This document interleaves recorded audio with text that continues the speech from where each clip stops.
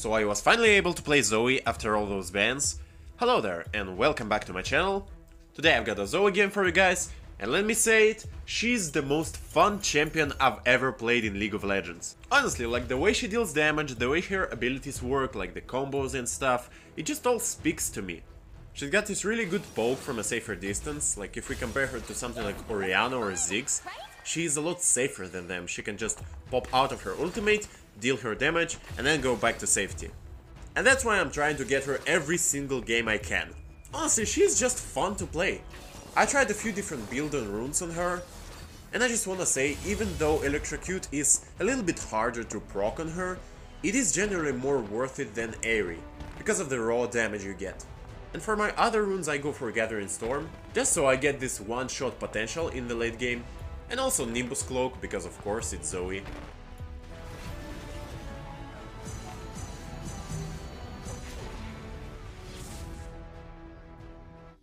You are on the mirrored side game. The lanes are swapped. Welcome to Wild Rift. Hey guys, so cosmic change time, possible Armageddon, twilight of the gods, blah blah blah. You've been heralded. Minions have spawned.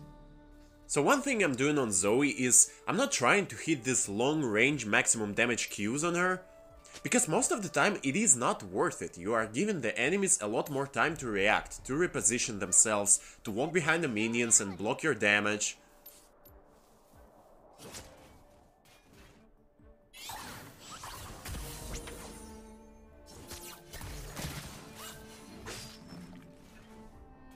I am supposed to give them a message. I got the sonic pattern for it.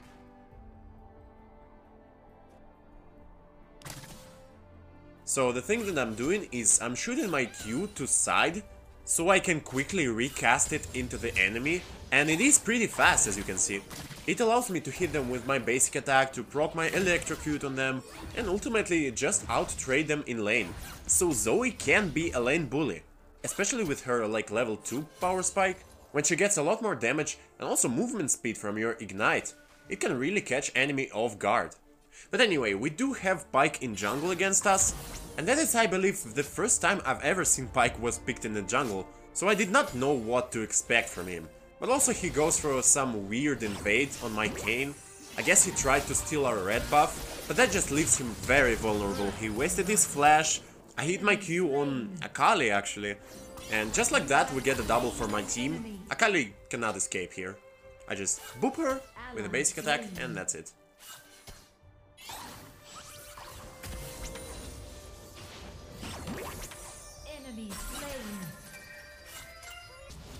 And yeah, their jungler is very behind right now because of that decision. Right now I'm trying to hit my ult bubbles, trying to harass Akali in lane. Generally this is what you want to do as a ranged versus melee matchup.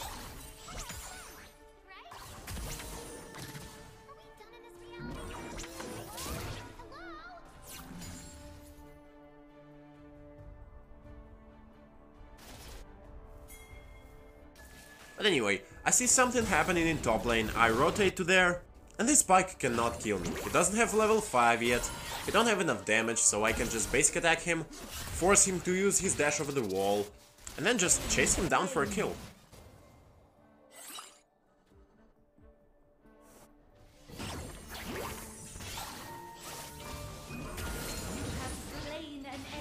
But now our Kayn is in trouble, so I came to help. Honestly was a little bit scared of Akali's ultimate, but she did press it a little bit too soon, so it's all good. You are on a killing spree. I got my Ludens, which is a big power spike on Zoe, and I'm doing a pretty basic build on her, which is Ludens into Rabadons. And honestly, I believe that Lich Bane is a great item on her. You basic attack a lot, like your combos pretty much always include basic attacks, so you can get a lot of damage from Lich Bane. So let's see, now I'm ganking the top lane, and yeah, almost hit that trash. But it's fine, they are low, so we can push the turret, and Akali actually came to help. She did get a kill on our ADCs, but this Karma was playing like really well. I'm seeing this exhaust, that line right there, and I know that like I need to get this. It's in the tower range, so I'm probably gonna get this with my ultimate, yeah, right there.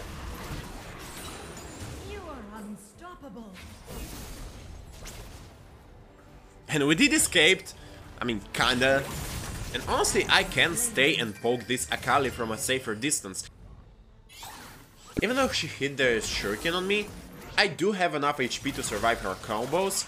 And honestly, this was so close to her dying, but the stupid redemption from, I believe, Thresh saved her. I mean, not for long. Jinx still got her with the rocket, which is legendary. But still, that was clutch from Thresh, honestly. Like, if she survived that, that would be great. I mean, for enemies, of course, not for me.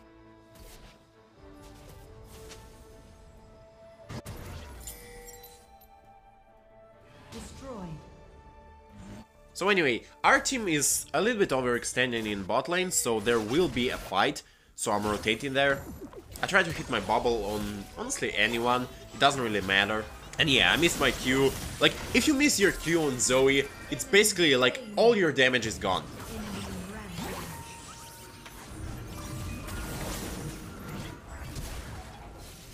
But overall, mostly clean fight. We got rid of Akali's flash, so it's all good.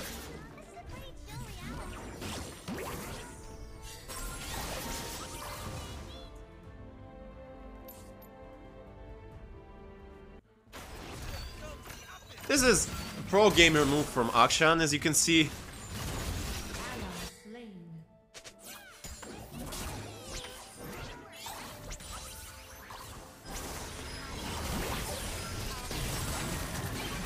And I don't need to flash there, they don't have enough damage to burst me down.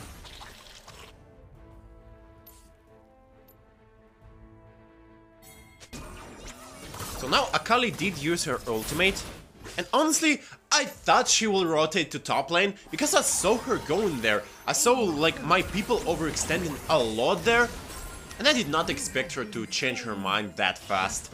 Makes sense though, because Spike was there, tried to hook me. I basically overextended myself, so that's it.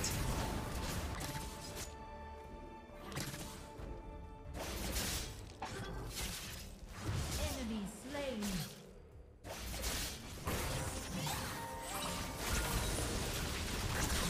So yeah, just kill this Kaisa, get rid of the Aatrox flash. Right now you can say I panicked. If I would wait a little bit longer on my Q, I would have killed Akali. Instead I got cornered and basically just died. I was like, where do I go? Where do I go? Probably should have picked up the flash that Thresh gave me. But yeah, panicked a little bit. It happens. It's fine.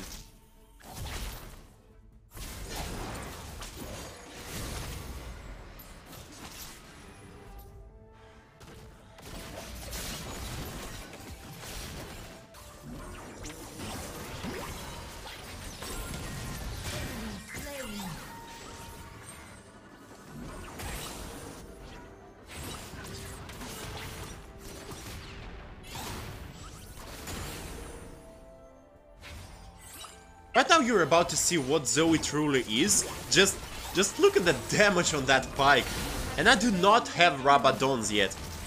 Now, Zoe can truly one-shot squishes in the late game, especially with Lich Bane.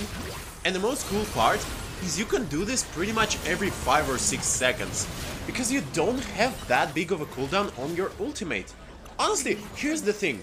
These type of champions that don't have ultimate as is, but instead have like basically the fourth ability, something like Jace or Corki, they are a little bit different in terms of their power level.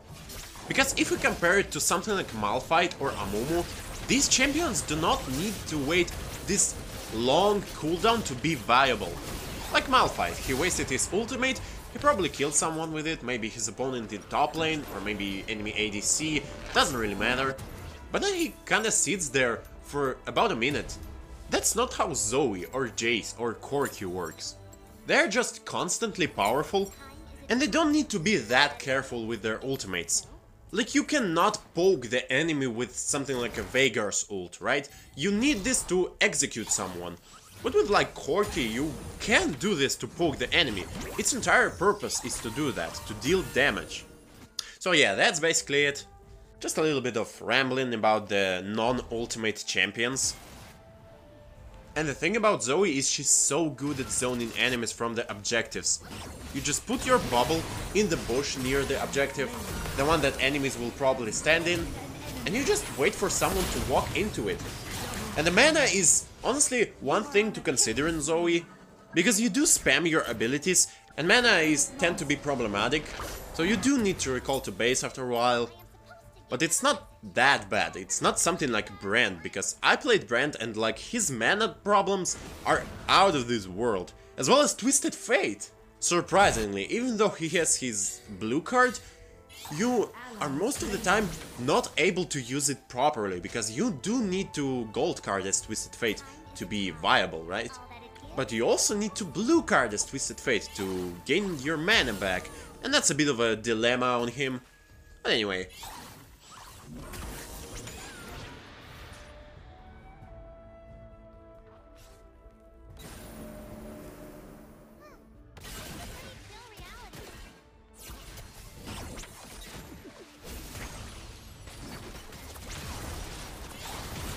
We are pushing top lane, trying to hit these long-range Qs, pick up the flash with my ultimate, use it immediately because Aatrox is scary.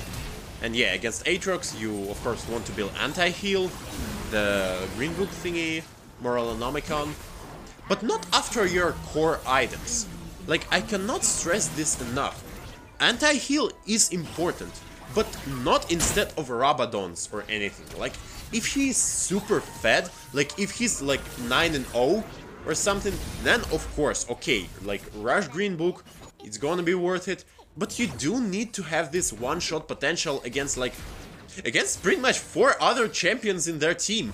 You do not fight against only Aatrox, right? You need to think about 4 other people there. So yeah, and honestly, most of the time, Ignite is pretty much enough to shut down something like Aatrox or maybe late game Kayn.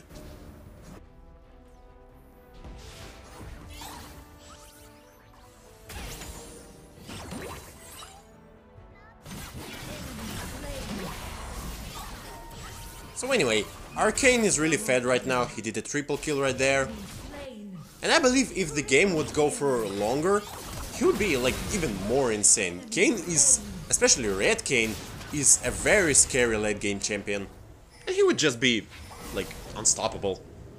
It's not happening in this game though. We are ending the game, rushing their Nexus. So yeah, thank you all for watching. I hope you liked the video. Honestly, pretty cool how Riot is still releasing these fun and interesting champions. And yeah, see you guys in the next one. Bye!